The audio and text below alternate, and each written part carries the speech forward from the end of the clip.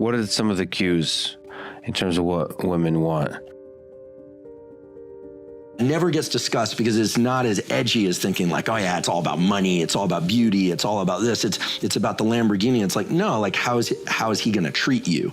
And so there's also something very special to people about the other person who is very desired by a lot of people, treating them particularly nicely. Right? Like, I mean, you hear this notion of being picked, right? Yeah. And there's mutual picking, and everything's changing now too, right? I mean, the way that you know, there are apps like Bumble where women actually have to say that it's, yes, I will talk to you, right? Yeah. It's not a bidirectional conversation. There's an asymmetric conversation. Yeah. In terms of physical appearance, a good shoulder to hip ratio, so relatively wide shoulders relative to hips, is one.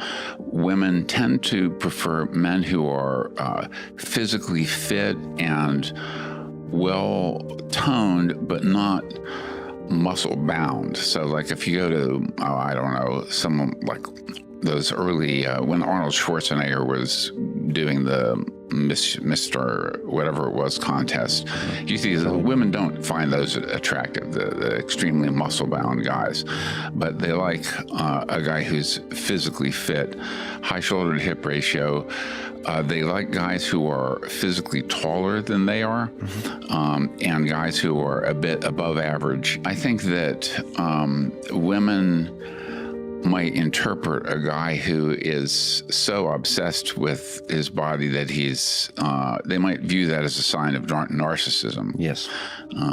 And that's not a good trait. Most large-scale study that's been done on this is a study that I did a while back of 37 different cultures, and it's now been replicated by other researchers. But basically what we found is 3 clusters of things. We found qualities that both men and women wanted in a long-term mate. We found some qualities that were sex differentiated, where women preferred them more than men or men preferred them more than women.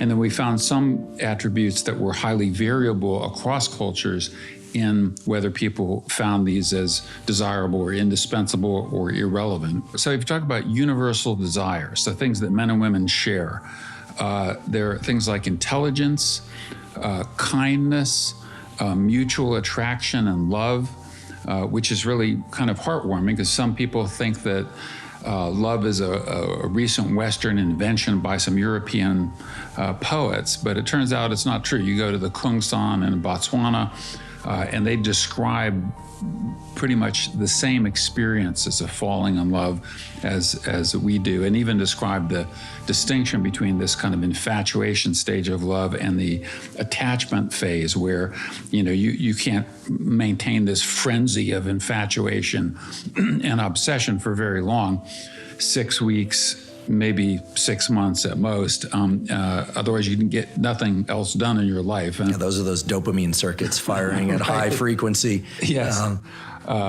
So mutual attraction, love, good health, dependability, emotional stability, although there's a bit of a sex difference there with women preferring it a bit more than men.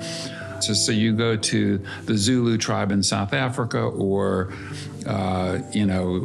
Rio de Janeiro in Brazil or Portugal or Oslo or anywhere in the world, and these are qualities that people universally desire in long-term mates. Physical appearance for women is important in long-term mating, not as important as it is for men, but it becomes more important in short-term mating. And so is the guy good-looking? So those physical attributes are more important for women. They remain important for men, physical appearance, in short-term mating, but with the footnote that men are willing to drop their standards in short-term mating if it's low commitment, low risk, just sex, without entangling commitments. Women are more likely to prioritize what I call bad boy qualities. So guys who are very self-confident, guys who are strut, guys who are a little arrogant, guys who are risk-taking, guys who defy conventions. Women are more attracted to those guys in short-term mating than long-term mating. And whereas in long-term mating, they go more for the good dad qualities. Is this guy dependable? Is he going to be a good father to my children? And then also, in short-term mating, women use that mate copying heuristic. That is, if there are thousands of other women who find him attractive, women find him attractive.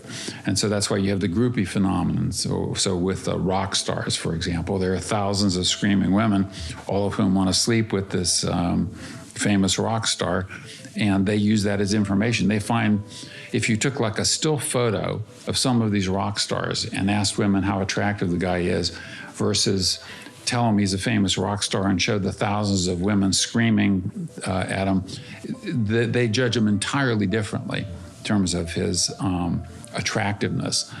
Or even, and this is an important point, that women's attraction to men is more context specific and varies more across contexts than men's attraction to women. And so I'll give you just an example of that. This is a female colleague of mine went to a conference, an academic conference, and she found the organizer of this conference to be really attractive, and then saw him 6 months later and wondered, well, what was I thinking? He doesn't seem very attractive at all. And what it was is, when he was the organizer, he was at the center of the attention structure. You know, he was the guy up on stage directing everybody, and everyone was attending to him. And then when he was just a normal presenter at a conference, he didn't command the attention structure like he did when he was the organizer. And so this is just an illustration of how circumstance-dependent women's mate attraction is for guys. It depends on, you know, his status, the number of women that are attracted to him, the attention structure, how he interacts with a puppy or a baby, if he's ignoring a baby in distress or positively interacting with a young child. All these things, whereas for men, it almost doesn't matter. You know, context is more irrelevant. They're honing in on the specific psychophysical cues that the woman is displaying, and context be damned. Ultimately, I mean, right, there's the dopamine phase of a relationship, and then there's the serotonin phase, the kind of more mutuality, coziness, and sweetness.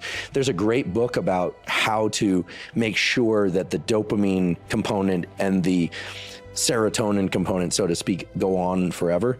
And it has to do with, you know, when you first meet someone and you're attracted to them, you're essentially objectifying them. Meaning, not in the way people might think, you are not dependent on them for emotional stability or survival. As you get close with somebody, you really come to depend on them, and then you tend to objectify them less. And so this book, the name is kind of corny, but it's written by an analyst again. It's called Can Love Last? And it's a book about how really good, strong relationships are the consequence of people constantly moving through this dependency objectification dynamic.